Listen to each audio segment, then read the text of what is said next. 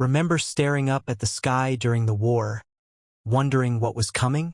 The Germans knew something we didn't about seeing in the dark, and they openly mocked our defenses because of it. They called our air defenses a joke, even with radar. What fatal flaw did German intelligence spot that put American lives at risk? History books praise Allied radar, but German commanders weren't impressed, especially early on. Turns out they knew exactly what critical technology we lacked. Imagine the skies over Europe, 1943. Pitch black. American bombers lumbering towards targets deep inside enemy territory, relying on nerve, navigation, and the best technology Uncle Sam could provide. On the ground, and lurking beneath the waves, German forces waited.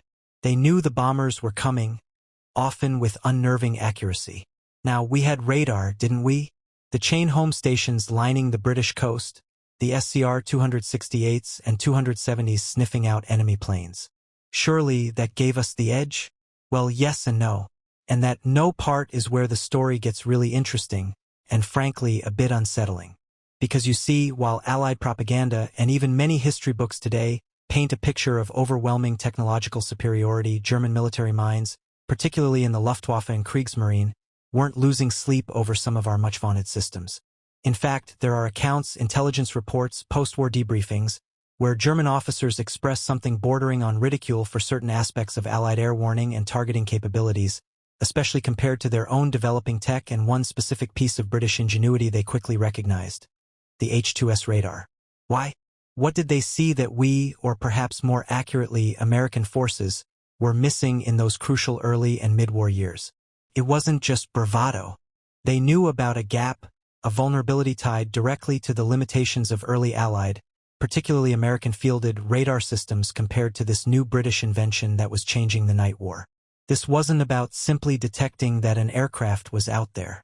Early radar, like the British chain home or the American SCR 270, was fantastic for spotting incoming raids at a distance, giving fighters time to scramble. They were groundbreaking, no doubt about it. Think of them like giant electronic ears, listening for the faint echo of radio waves bouncing off a distant metal bird. But they had limitations.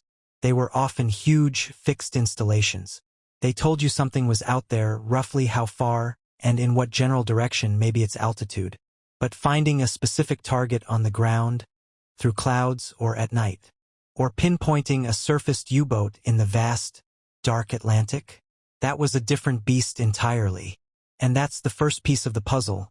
Our early systems were primarily defensive sentinels, not precision navigation or attack tools, especially not from the air itself. We could see them coming towards the coast, but once the battle moved inland or out over the sea, or into the soup of bad weather, the picture got fuzzy, fast. Many bomber crews flew by dead reckoning, map reading, and sometimes just sheer hope, especially when clouds obscured the ground. Bombing accuracy, particularly at night or through overcast, was often abysmal in the early years.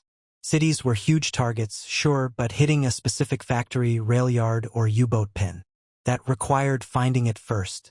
This reliance on visual sighting or imprecise navigation methods was a weakness the Germans understood and exploited. So, while our long-range warning radars were respected for their role in battles like the Battle of Britain, the Germans seemed less concerned about the radars carried aboard many Allied aircraft initially, or the systems meant for navigating to the target. But why this specific confidence, bordering on ridicule? What gave them that edge in assessment? It boils down to a specific technological leap the British made, something called H2S. Now, H2S wasn't just another radar. It was a game-changer because it operated on entirely different principles and, crucially, at much higher frequencies, using microwaves generated by a device called the cavity magnetron. Instead of just getting a blip indicating something was there, H2S painted a crude map of the ground below, directly onto a screen in the bomber. Think about that. Flying blind through clouds or darkness, miles above enemy territory, and suddenly, you have a glowing, ghostly image showing coastlines, rivers, the dense patterns of cities versus the blankness of open country. It wasn't a photograph, not by a long shot. Water showed up dark, cities bloomed brightly, open land was somewhere in between. But for a navigator trying to find Hamburg or Berlin through thick cloud cover, it was revolutionary. It meant they could see the target area, regardless of weather or time of day. This technology gave RAF Bomber Command a capability that, for a critical period, American bombers operating from England simply didn't have widespread access to. If you find these kinds of historical tech deep dives interesting, hitting that like button really helps tell us to make more content just like this. It's a small click for you, but a big signal for us. The Germans weren't ignorant of this. Through crashed RAF bombers equipped with H2S, starting as early as February 1943 with the Rotterdam-Gerrat incident, they captured the technology. German scientists quickly realized its significance. They understood the power of microwave radar and the cavity magnetron. They also understood, by comparing it to captured or observed American equipment from down B-17s or B-24s, that the U.S. 8th Air Force, focused initially on daylight precision bombing, hadn't integrated a comparable system across its fleet. American airborne radar development had focused on different areas, initially air-to-air interception, like the SCR-520 used in night fighters, and anti-submarine warfare ASV radar, but the widespread adoption of a high-resolution, ground-mapping bombing radar lagged behind the British H2S deployment in Bomber Command. So, when German air defense controllers or U-boat commanders assessed the threat, they knew that while the RAF's night bombers posed a unique navigational and targeting threat due to H2S, many American formations, especially early on, were more reliant on visual conditions or less precise electronic aids. This knowledge likely fueled some of that reported confidence or derision. They knew one opponent could see in the dark far better than the other, at least for a time. But why was there this difference? Why did the British seemingly leap ahead with H2S while the Americans took longer to field a similar system widely? The answer lies in different strategic priorities and a bit of technological history. The British, facing the immediate existential threat of German night bombing during the Blitz and then committing to a nighttime strategic bombing campaign against Germany, poured resources into finding ways to navigate and bomb accurately in the dark. The Blitz made night navigation and targeting a life-or-death priority. H2S was born from this urgent need. The invention of the cavity magnetron at the University of Birmingham in 1940 was the key breakthrough, providing a compact source of powerful microwave energy needed for high-resolution radar. The British Tizard mission famously shared this critical magnetron technology with the United States in late 1940, a pivotal moment that accelerated American radar development across the board. However, the application of that technology diverged initially based on strategy. The U.S. Army Air Forces, led by figures like Ira Eaker, strongly believed in the doctrine of high-altitude, daylight precision bombing. The theory was that heavily armed bombers like the B-17 Flying Fortress could defend themselves in daylight and accurately hit specific industrial targets, crippling the German war machine more efficiently than area bombing cities at night. Therefore, the initial American focus for airborne radar in heavy bombers leaned towards navigational aids that assisted in formation flying or long-range navigation like LORAN or G, which the U.S. adopted, and defensive systems, rather than an H2S-style ground mapping system for bombing through overcast. The assumption was, if you could see the target visually in daylight, you didn't need radar to map the ground. This strategic choice, prioritizing daylight bombing, meant that developing and deploying a system like H2S wasn't the absolute top priority for the USAAF's heavy bomber force initially, even though the core magnetron technology was available thanks to the British. Resources at places like the MIT Radiation Laboratory were heavily invested in microwave radar, but the specific push for an H2S equivalent for the 8th Air Force took time to gain momentum, especially as the challenges and limitations of daylight bombing became painfully apparent through heavy losses in 1943. So, while the British were desperately pushing H2S into service with Bomber Command to make their night offensive viable, the Americans were initially focused elsewhere. It wasn't that American scientists weren't capable. The MIT Rad Lab was a powerhouse of innovation. It was about strategic doctrine and resource allocation. The British had to make night bombing work. The Americans initially believed they could make daylight bombing work without needing to map the ground through clouds. This difference in approach created that window where German observers could see a distinct capability gap between the RAF's night operations and many of the USAAF's operations, particularly when weather hampered visual bombing. And weather over Europe, as any veteran could tell you, was notoriously uncooperative. The number of days unsuitable for visual bombing far outnumbered the clear ones, especially during certain seasons. This meant the American daylight strategy often faced severe limitations, forcing costly mission aborts or less accurate bombing attempts. The Germans knew this. They knew that bad weather was In effect, a powerful ally against forces relying primarily on visual sighting. And they knew the British had found a way around it with H2S, while the Americans, for a time, hadn't fully matched it across their bomber fleet operating from the UK. Now, let's be clear. The Americans did develop their own ground-mapping radar, the H2X, often called Mickey. It operated at an even higher frequency than the British H2S in the X-band, around 10 GHz or 3 cm wavelength, compared to H2S's initial S-band, 3 GHz or 10 cm, which theoretically offered better resolution. Development started in earnest, spurred by the realization that daylight bombing wasn't always feasible and by the success of the British system. However, getting H2X developed, tested, manufactured in quantity, and installed across the vast American bomber fleet took time. Initial deployments began in late 1943, but it wasn't universally available or perhaps initially as integrated into tactics as H2S was in bomber command for quite some time. There were training challenges, maintenance issues, and the sheer logistics of upgrading thousands of aircraft. Furthermore, the higher frequency of H2X, while offering better detail in some cases, was also more susceptible to attenuation by heavy rain, a trade-off inherent in radar physics. So, during that critical period in 1943 and into 1944, while H2X was being rolled out, there remained a perception and likely a reality that the RAF possessed a more widespread and perhaps operationally mature ground mapping capability for bombing through overcast compared to the USAAF's 8th Air Force. German intelligence, having captured H2S early on, was acutely aware of its capabilities and likely monitored its prevalence in RAF formations. They would have also noted its relative scarcity, initially in American formations. This comparative knowledge absolutely could have led to a degree of tactical confidence, or even derision, when facing American forces under conditions where visual bombing was impossible. They knew one foe had electronic eyes for finding targets through the muck, and the other, while powerful, was still often blinded by it. It's a stark reminder that technology alone isn't enough. It's about having the right technology for the specific mission and conditions, and having it deployed effectively when it's needed most. Understanding these nuances helps us appreciate the real complexities of the air war beyond the headlines. If you're finding value in understanding these historical details, consider subscribing.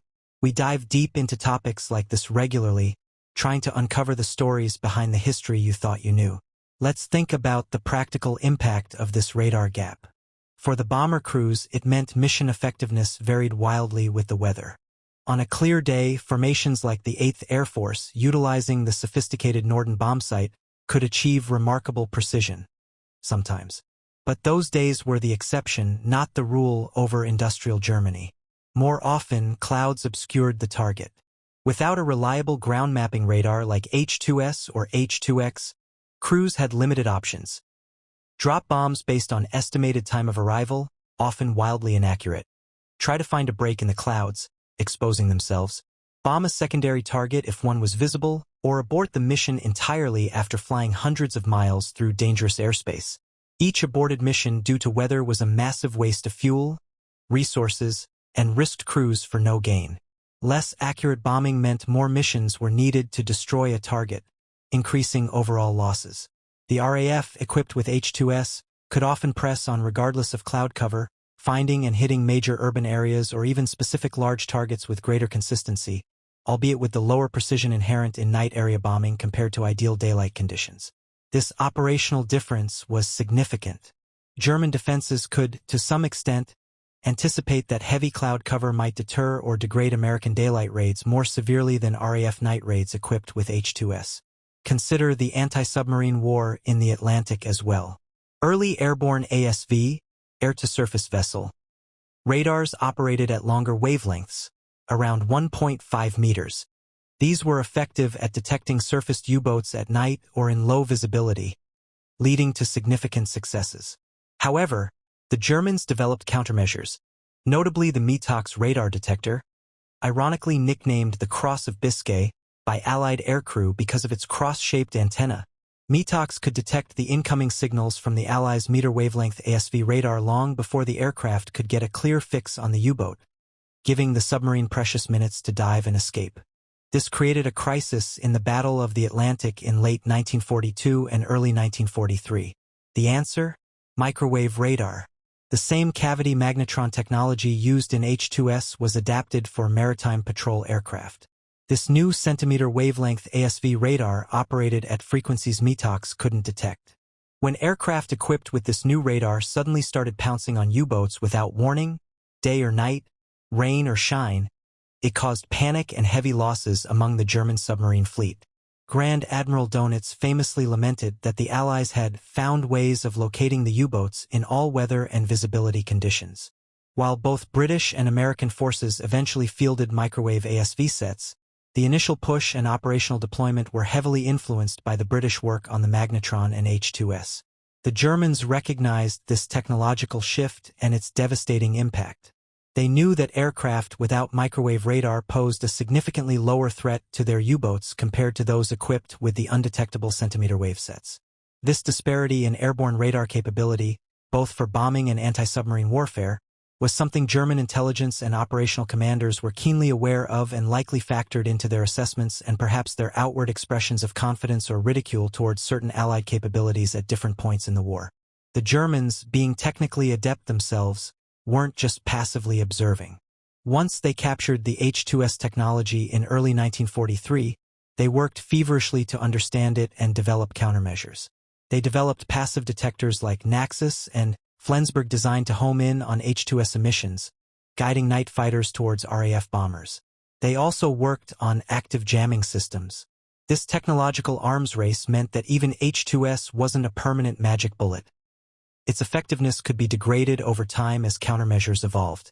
However, the initial introduction of H2S provided a significant advantage, and the period before effective countermeasures were widespread, combined with the lag in comparable American deployment H2X, created that window of perceived Allied vulnerability that German sources commented on. They ridiculed not the concept of radar, which they were also developing extensively, think Würzburg and Freya radars, but the specific limitations they observed in some Allied systems compared to the groundbreaking capabilities of microwave radar demonstrated by H2S. They saw crews struggling with navigation and targeting in conditions where H2S-equipped aircraft could operate more effectively. That practical, observable difference in operational capability likely underpinned their assessments. It's also worth remembering the psychological dimension. Warfare involves propaganda and morale. Highlighting perceived enemy weaknesses, even exaggerating them, can bolster your own troops' confidence and potentially sow doubt in the enemy. So, some of the German ridicule might have been partly for internal consumption or propaganda purposes. However, the consistency of reports about their awareness of the H2S/H2X gap, combined with the known technical limitations of earlier radar systems and the strategic differences between the RAF and USAAF approaches, suggests there was a genuine technical basis for their assessment. They weren't just blowing smoke. They had identified a real, albeit temporary, disparity in a critical area of electronic warfare, the ability to navigate and target effectively when denied visual sight. This understanding gave them a tactical edge in planning defenses and deploying resources, until the Allies, particularly the Americans with the rollout of H2X and other advanced systems, closed that gap. The story doesn't end there, of course. The U.S. deployment of H2X radar grew significantly through 1944 and 1945. Pathfinder squadrons equipped with Mickey radar-led formations, enabling large-scale bombing missions even through dense European weather that would have grounded the force a year earlier. Specialized radar countermeasures aircraft, electronic warfare tactics, and improved navigation aids were developed and deployed by both the U.S. and Britain. The technological seesaw continued, with measures and countermeasures constantly evolving. Jamming became more sophisticated, radar-guided anti-aircraft guns improved, and new radar types emerged for various roles. But that initial period, roughly from early 1943 into 1944, represents a fascinating chapter where a specific British technological advantage, H2S based on the Magnetron, was recognized by the enemy, while the mighty American Air Forces, pursuing a different strategy, took longer to field their equivalent H2X widely. It was during this window that German awareness of the Allied radar capabilities, particularly the difference between RAF night bombers and USAAF daylight bombers operating without visual cues, could lead to assessments that might sound like ridicule in retrospect. They simply knew that, under certain common conditions, clouds, night, one part of the Allied air armada was flying with significantly better electronic eyes than the other. Reflecting on this, it highlights a timeless lesson about military technology and strategy. Having advanced technology is crucial, but having the right technology, deployed effectively for the chosen strategy and the actual conditions encountered, is what truly makes the difference. The British need for effective night bombing drove the rapid development and deployment of H2S. The initial American focus on daylight precision bombing delayed the widespread adoption of a similar system, creating a temporary vulnerability that the enemy recognized. It wasn't about incompetence, but about strategic choices and the time it takes for technology to adapt to the brutal realities of war. The Germans, fighting for survival, were astute observers of their enemy's capabilities and limitations. Their understanding of the nuances of Allied radar development, particularly the H2S factor, gave them insights that influenced their defensive strategies and likely shaped their contemporaneous views on Allied air power effectiveness, leading to those moments of reported derision about systems lacking that crucial ground mapping capability. It also underscores the critical importance of intelligence in warfare. The Germans capturing the H2S from the Rotterdam crash was a major intelligence coup. It allowed them not only to understand the threat but also to develop countermeasures and, importantly, to assess the capabilities of other Allied forces by comparison. Knowing what the best system looked like allowed them to judge how effective less advanced systems were likely to be. Conversely, Allied intelligence efforts, like ultra-code breaking, were vital in understanding German intentions and movements, often mitigating the effectiveness of German defenses despite their technical knowledge. The air war was as much a battle of electrons and intelligence as it was of bullets and bombs. Understanding the specific episode, the H2S/H2X story and the German reaction, adds another layer to our appreciation of just how complex and technologically driven World War II truly was. It reminds us that victory often hinges not just on having weapons, but on having the right tools for the job and knowing how to use them, while also understanding exactly what tools your opponent brings to the fight. It seems the Germans, for a time at least, understood the limitations imposed by the lack of widespread microwave ground mapping radar in the U.S. bomber force, and that knowledge shaped their perspective, sometimes manifesting as ridicule. Thinking back, it's a testament to the rapid pace of change during the war. A technological edge could be decisive one month and partially negated the next. The gap the Germans perceived regarding H2S versus earlier American systems was real, but it wasn't permanent. The rollout of H2X improved electronic warfare, and sheer industrial might eventually overwhelm German defenses.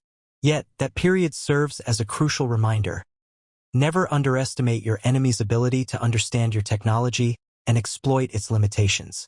The Germans weren't laughing out of ignorance. They were assessing based on captured equipment and observed operational differences. They saw crews struggling, missions aborted, bombs falling wide through overcast, and knew that a portion of the Allied air effort was hampered by a specific technological shortfall: the lack of widespread, effective ground mapping radar in the critical phases of the bombing campaign. That knowledge, however temporary the advantage it conferred, was a significant factor in the complex equation of the air war over Europe. We often focus on the triumphs, but understanding the challenges, the gaps, and the enemy's perspective provides a much richer, and ultimately more valuable picture of history. We hope exploring this specific aspect of World War II air technology has been insightful.